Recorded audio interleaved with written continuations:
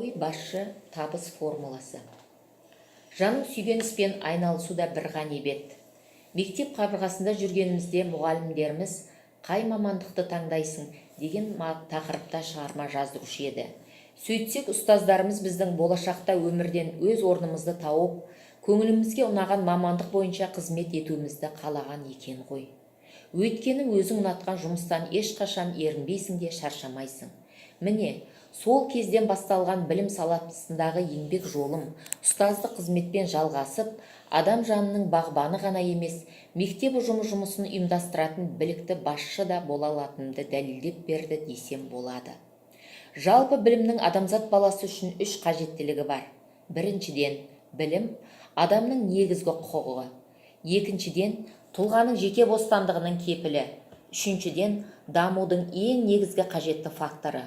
Бұл негізгі 3 ұстаным ЮНЕСКО-ның білім саласындағы тұжырымдамасы болғандықтан, еліміздің даму барысындағы басты ұстанымы Қазақстан Республикасының тұңғыш президенті Нұрсұлтан Әбішұлы Назарбаевтың әлемдегі бәсекеге қабілетті озық 30 елдің қатарына қосылу ұстанымы.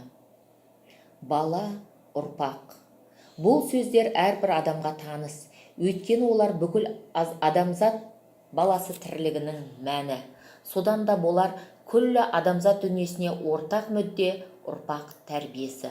Ал сол ұрпақтың азамат болып шығуына бағыт-бағдар беріп, үнемі қадағалау, бүгінгі ұстаздар қауымын басқару тек білікті басшының ғана қолынан келеді деп ойлаймын. Ұлт ұстазы атанған Ахмет Байтұрсынұлы елді түзетуді бала оқыту ісін түзетуден бастау керек деген екен. Ендеше, кез келген мемлекеттің болашағы жастар. Сондықтан жастарға білім мен тәрбие беру мәселесі қазіргі таңда өзекті мәселелердің бірі болып отыр. Әр бала жеке тұлға, жаңалықты асыға күтетін талант иесі. Сондықтан да олар бір-біріне ұқсамайды. Ал сол талантты бала жүрегіндегі ізгілікті шынайылықпен тани білетін қазіргі заманғы мектеп басшысы қандай болу керек деген сұрақ өздігінен туындайды. Мектеп басшысы мектеп ұжымы мен білім алушы жетістігін өрістететін негізгі тұлға. Педагогикалық ұжымды басқару ерекше қажырлы еңбекті қажет етеді. Қызметтестеріңмен тығыз қатынаста болу, олардың күшті немесе әлсіз жақтарын білу, жағдайда түсіне білу қатаң басқару стилінен арылтады. Байыптылық пен өзіңе деген сенімділік басшыны тартымды етеді, әрі ұжымдағы ұстаздардың қалыпты еңбек етуіне жағдай жасайды. Меніңше, сол жағдайды жасайтын басшы заманауи басшы болып есептелінеді. Заманауи басшы бұл ең алдымен басқару психологиясын меңгерген өз ісінің маманы. Әрбір ұжымда даулы мәселелер туындауы мүмкін.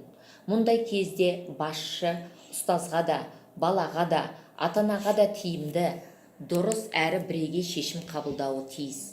Сондықтан көп жағдайда алдымен істің тиімді және тиімсіз жақтарын қарастырып алып, дұрыс шешім қабылдаймын.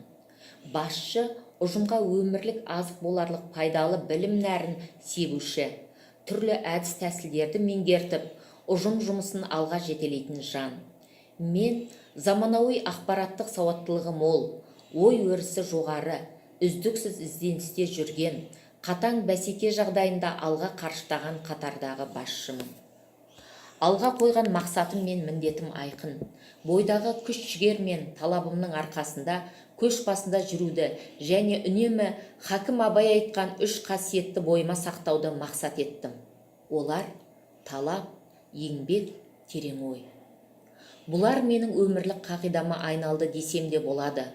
Сондықтан ой таразысына салар болсам, талабым дұрыс шешім қабылдауға, еңбекқор болуым басшылыққа алып келді. Терең ой заманауи басшы болуға үйретті. Ал заманауи басшы болуым бұл табыс формуласына апаратын дара жол деп түсінемін. Табыстың формуласы кез келген адамның шағын істің үлкен табысқа жеткізетіндігін түсіне білуінде. Табыстың формуласы басқару қағидаларынан тұрады.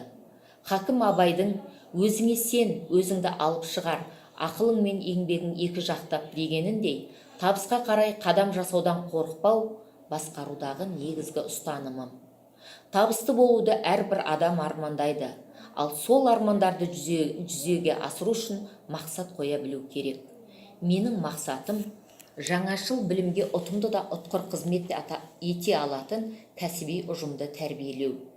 Ұжым жұмысы тиімді жолға қойылып, кәсіби әлеуеті мен сапалық құрамы артқан жағдайда табысқа кенелетініне әрдайым көз жеткізіп келемін. Бұған дәлел оқыту үдерісінде осы заманға әдістемелер мен технологияларды енгізу қолға алынғандығын, оған қоса педагогтер құрамының сапасын арттыруға айрықша мән беріп отырғанымызды айта кетуіміз керек. Атап айтсақ, биылғы оқу жылына дейін жаңартылған мазмұндағы білім беру курсын 41 мұғалім аяқтады. Жаратылыстану математикалық бағыттағы пәндерді ағылшын тілінде оқыту бойынша шығармашылық топ құрылған. 2017-2018 оқу жылында биология пәні мұғалімі Әбдібекова мен физика пәні мұғалімі Айтымбетова ағылшын тілін және пәндік курсты меңгеру бойынша 21 ғасыр педагога атты 9 айлық біліктілікті арттыру курстарын аяқтап, қазіргі таңда сол бағытта жұмыс жасауда. Биология пәні бойынша Күленова мен информатика пәні мұғалімі Сапарқұлов 2018-2019 оқу жылында аталған курс бойынша білімдерін жалғастыруда.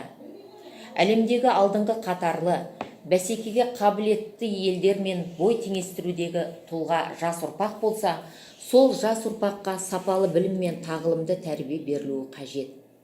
Қазақстан Республикасы үкіметінің Қазақстан Республикасы білім беруді және ғылымды дамытудың 2016-2019 жылдарға арналған мемлекеттік бағдарламасын іске асыру жөніндегі іс-шаралар жоспарына сәйкес үлгерімі жақсы және үздік оқушылардың үлесін 2018 жылы 65%-бен аяқтасақ, 2019 жылы 70%-бен аяқтауды көздеп отырмыз. Бұл заман білекке сенетін емес, білімге сенетін заман деп елбасымыздың өзі атап көрсеткеніндей, жастарымыздың білімді әрі бәсекеге қабілетті болу керектігі әлмисақтан аян. Осы орайда мектебімізде жаңа заманға интерактивті құрылғылар, атап айтсақ, 20 кабинетте мультимедиалық құрылғы мен кабинеттердің 95%-ын қамтыса, мұғалімдер компьютермен 100% қамтамасыз етілді.